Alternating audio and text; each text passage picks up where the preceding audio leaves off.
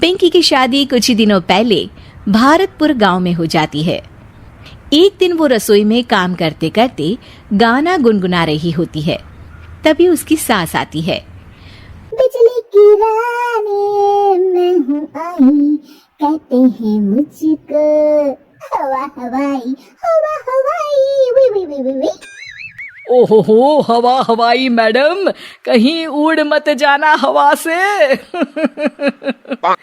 अरे मम्मी जी, उड़े मेरे दुश्मन। आप बताओ, कुछ काम था क्या? हाँ, काम तो था। हमारे पड़ोस वाले गांव में उषा रहती है ना, उसने कुछ सामान बोला था मुझे लेकर जाने को। अब मेरे घुटनों में हो रहा है दर्द, तो तुम ही पहुंचा दो ना बहू ये सामान। अरे वाह, इतने सुहाने मौसम में घर से बाहर निकलने को मिल रहा है, मजा आ जाएगा। ये लो बेटा, ध्यान से जाना और लौटते वक्त उस गांव के कुल देवता के मंदिर में भी माथा टेक आना। हाँ हाँ मम्मी जी, जैसा आप कहें। पर ये सब करने के लिए थोड़ा सा खर्चा पानी मिल जाता तो।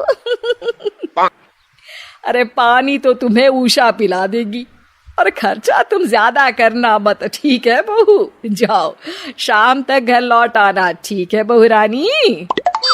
सास वहां से चली जाती है और पिंकी पड़ोस वाले गांव में पहुंचती है और उसे कुल देवता का मंदिर दिखाई देता है।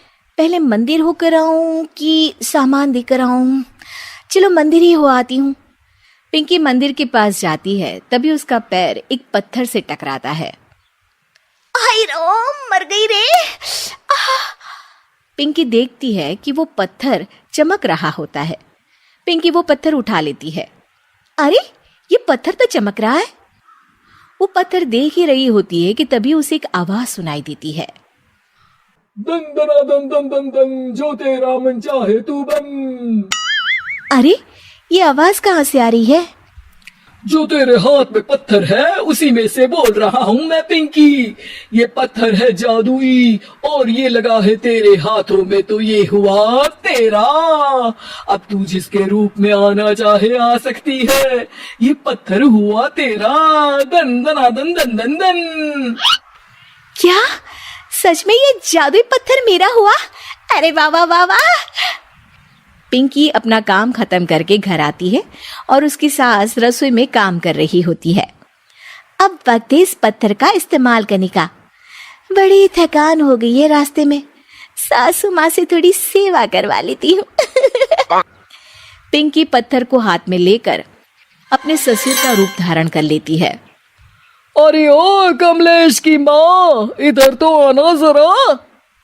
क्या हुआ जी, क्यों चिल्ला रहे हैं? अरे मेरे सर में बड़ा दर्द है, जरा सर और कंधे की मालिश तो कर दो।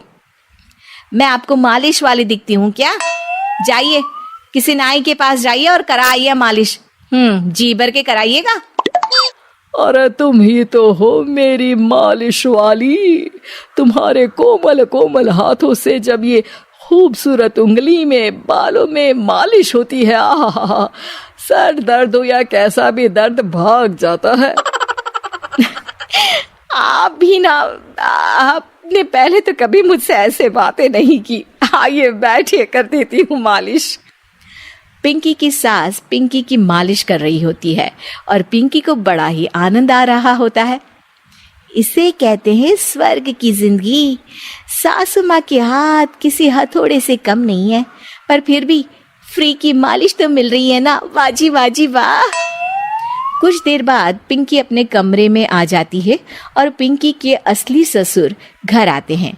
पिंकी की सास अपनी तारीफों से बाहर ही नहीं निकली होती है।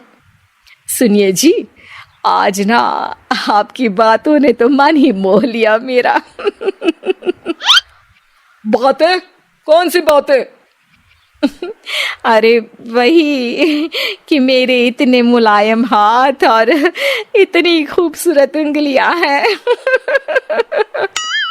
ससुर जी को तो कुछ भी समझ में नहीं आता और पिंकी वहां आकर चुपके चुपके उनकी बातें सुनकर आनंद ले रही होती है। अरे मैंने ये सब कब कहा? आज तो मैं जल्दी काम पर चला गया था। अरे अभी मैंने आपकी मालिश की अपने इन्हीं कोमल हाथों से।